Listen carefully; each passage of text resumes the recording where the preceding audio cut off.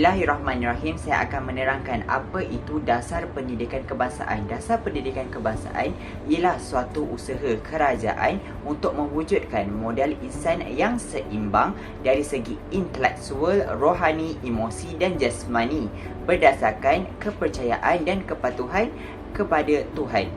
Usaha ini juga bertujuan untuk melahirkan warga negara Malaysia yang berilmu pengetahuan dan berketerampilan. Matlamat pendidikan melahirkan bangsa Malaysia yang taat setia dan bersatu padu. Kemudian melahirkan insan yang beriman, berakhlak mulia, berilmu, berketerampilan dan sejahtera. Kemudian kita beralih kepada objektif kajian, iaitu mengenal pasti faktor-faktor lunturnya akhlak dan nilai murni dalam diri seseorang. Kemudian dapat menjelaskan peranan pentadbir dan guru-guru untuk merealisasikan falsafah pendidikan kebangsaan. Kemudian kita tengok pula kepada skop kajian kita, iaitu skop kajian ini menjerumus kepada setiap lapisan masyarakat di Malaysia. Kajian ini tertumpu kepada faktor-faktor peranan serta langkah yang boleh diambil bagi membendung masalah keruntuhan moral. Baik, seterusnya saya akan menyambungkan kepada kecenderungan pelajar lebih kepada co-curriculum sehingga mengabaikan pelajaran. Co-curriculum ini ialah aktiviti yang berlaku dalam kelas yang dirancang dan diatur, dan ia merupakan kegiatan yang berlaku di luar jadual kelas, iaitu seperti sukan, aktiviti badan uniform dan aktiviti kelab serta persatuan. Di sekolah, falsafah pendidikan kebangsaan bertujuan untuk mewujudkan murid yang seimbang dari segi fizikal, emosi, rohani, intelektual. Antara sebab kecenderungan pelajar lebih kepada co-curriculum sehingga mengabaikan pelajaran ialah disebabkan oleh minat mereka yang lebih kuat terhadap co-curriculum sehingga mengabaikan pelajaran mereka sendiri di sekolah. Kemudian, pelajar juga merasakan mereka tidak terhubung dengan pelajaran di sekolah dan terlalu menumpukan perhatian kepada co-curriculum sehingga mengabaikan pelajaran. Rohani berkaitan dengan hati sebagai contoh, menyedari adanya pencipta memupuk disiplin dan lain-lain. Emosi berkaitan dengan perasaan seseorang, boleh ditakrifkan sebagai perasaan seseorang dalam sesuatu keadaan. Sebagai contoh, sedang marah, gembira, sedih dan lain-lain. Seterusnya, jasmani berkaitan dengan tubuh badan, boleh didefinisikan sebagai menjaga tubuh badan, melakukan aktiviti lasak, menggunakan bakat kemahiran dalam pelbagai bidang. Okey, kecenderungan pelajar lebih kepada co-curriculum sehingga mengabaikan pelajaran yang seterusnya. Apabila pelajar terlalu fokus untuk mencapai kecemerlangan akademik, mereka selalunya boleh mengabaikan pembangunan akhlak dan nilai murni. Kegagalan untuk membangunkan akhlak dan nilai murni boleh membawa akibat negatif dalam jangka masa yang panjang. Contohnya, masyarakat boleh mengalami kemerosotan moral dan kualiti perhubungan sesama manusia apabila sebilangan besar pelajar hanya tertumpu kepada pencapaian akademik dan mengabaikan akhlak dan nilai murni. Di samping itu, adalah penting untuk pendidikan memberi perhatian yang sama kepada pembangunan akademik dan nilai-nilai murni. Oleh itu, pelajar juga haruslah bijak dalam membahagikan masa untuk co-curriculum dan akademik supaya dapat mencapai kecemerlangan di dalam kedua-dua bahagian. Assalamualaikum warahmatullahi wabarakatuh. Jadi seterusnya adalah faktor-faktor kehilangan akhlak dan nilai murni dalam diri seseorang. Jadi yang pertama ialah kurang didikan agama. Bermakna seseorang yang terlibat dengan permasalahan akhlak kebiasaannya mempunyai latar belakang keluarga yang kurang didikan agama.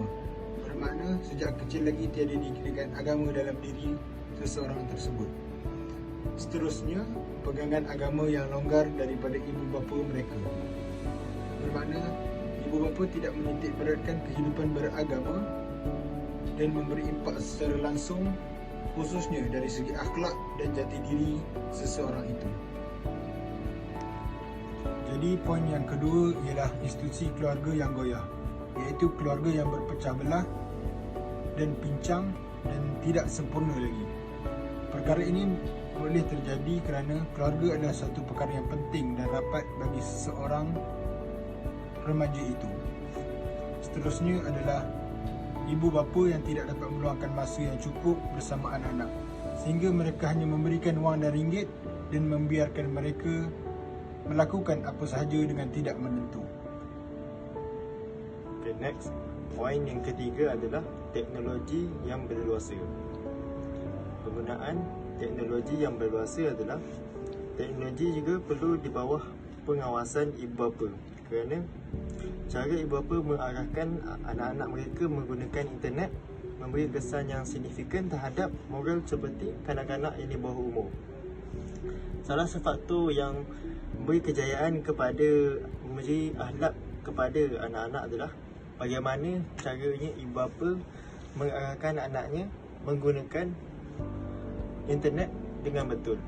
Okay, seterusnya, penggunaan media sosial yang berleluasa. Media sosial yang berleluasa ni, seseorang individu itu harus mencapai keseimbangan antara penggunaan teknologi dan bahan media yang mungkin membahayakan mereka dan perkara buruk yang dapat mengubah identiti mereka, kerana mereka akan menjadi pemimpin negara kelak. Sekian. Okay, baik, seterusnya kita akan pergi kepada peranan pentadbir dan guru dalam merealisasikan falsafah pendidikan kebangsaan. Terbagi kepada dua, peranan pentadbir dan peranan guru. Kita pergi kepada peranan pentadbir. Yang pertama ialah sistem pentadbir ini boleh menyumbang kepada kemakmuran dan kesejahteraan sekolah. Seterusnya, dengan bantuan jentera penggerak, visi dan misi dapat direalisasikan dengan teratur. Bagi generasi muda yang akan menjadi aset negara akan dididik, bersedia dan seterusnya bersedia untuk menerima tanggungjawab dan peranan mereka sebagai warga negara yang baik dan taat. Hari sekali membantu membina sifat kepimpinan pelajar di mana sekolah menjadi tempat latihan mereka. Baik, seterusnya kita pergi kepada peranan guru. Yang pertama, guru sangat berperanan besar dalam menyampaikan ilmu kepada masyarakat agar tidak terjebak dalam pemikiran dan sifat jahiliah atau berada dalam kegelapan. Dan yang kedua, sebagai guru hendaklah melaksanakan pengajaran dan pembelajaran dengan berpadukan nilai-nilai kebangsaan. Selain itu, tidak dilupakan juga kepada guru untuk menerapkan pegangan akidah yang benar mengikut syariat dan memastikan ia seiringan dengan pembelajaran duniawi. Seterusnya, memastikan kesinambungan dan keberkesanan pelaksanaan falsafah serta pembangunan individu dan masyarakat yang berkualiti, dan akhir sekali melahirkan masyarakat yang bertanggungjawab dan keupayaan mencapai kesejahteraan diri serta memberi sumbangan terhadap keharmonian dan kemakmuran masyarakat dan negara. Sebenarnya, falsafah pendidikan kebangsaan adalah teras kepada sistem di negara ini. Falsafah pendidikan kebangsaan dapat melahirkan insan yang seimbang dari segi rohani, jasmani dan intelektual. Terdapat dua implikasi dalam kajian ini. Yang pertama, implikasi terhadap guru. Pendidik akan dapat mengubah strategi dan cara teknik pengajaran yang sesuai. Yang kedua, implikasi terhadap institusi yang mampu melahirkan para pelajar yang mengikut acuan falsafah pendidikan kebangsaan. Terdapat 3 cadangan dalam kajian ini. Yang pertama, menyediakan perkhidmatan kaunseling dan psikologi. Yang kedua, penggunaan aplikasi terkini seperti Google Classroom dan Microsoft Teams yang mampu membantu para pelajar untuk memudahkan sistem pelajaran. Yang ketiga, para pendidik haruslah peka dengan teknologi zaman sekarang.